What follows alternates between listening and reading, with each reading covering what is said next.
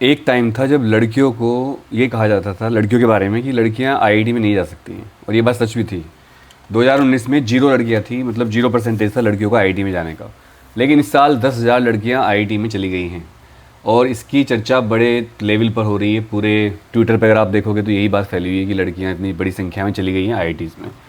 पर कुछ लोग ये भी कह रहे हैं, जब मैं भी कमेंट पढ़ रहा था, कि ये इसलिए हुआ है कि लड़कियों के लिए सरकार ने एक्स्ट्रा सीट जनरेट करी और ये मैंडेटरी कर दिया कि हर कॉलेज में, हर इंस्टीट्यूशन में, एनआईटी, आईआईटी में 20% लड़कियां होंगी। और ये स्कीम बनाई गई, मतलब कंपलसरी कर दिया था, यानी कि एक तरह का रिजर्वेशन दिया गया लड़कियों को, एक अलग रिजर्वेशन के अंदर रिजर्वेशन, मतलब SC ST OBC रिजर्वेशन तो है ही है, उसी के अंदर 20% सीटें लड़कियों के लिए रिजर्व कर दी गई। तो ऑब्वियस सी बात है कि उनकी मेरिट डाउन चली गई और उनके लिए सीट अलग थी, तो उसमें लड़कियां ही भर्ती होनी थी। फिलहाल 10,000 लड़कियां इस बार सेलेक्ट हुई हैं, और 2019 में तो 0% थी लड़कियों का। अभी मैं कमेंट पढ़ रहा हूँ, तो एक कोई लिख रहा है कि girls not competing with boys और third gender for 20% reserve female seats in IIT, nothing to wonder. मतलब वो किसी लड़के से कम्पीट नहीं कर रही हैं, उनकी सीट ही अलग कर दी। मतलब सोचिए, अगर 100 सीट है तो 20 सीट पे केवल लड़कियां ही फाइट करेंगी, लड़कियों के बीच में ही कंपटीशन है।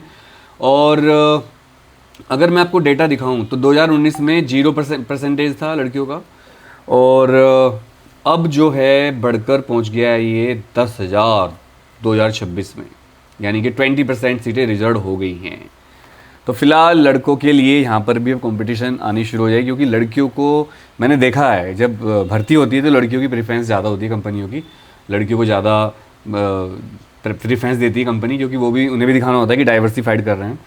तो 20% कोटा है, 10,000 लड़कियाँ सेलेक्ट हो गई इस साल जेईई एडवांस में, यानी कि आईआईटी में उनका एडमिशन हो जाएगा।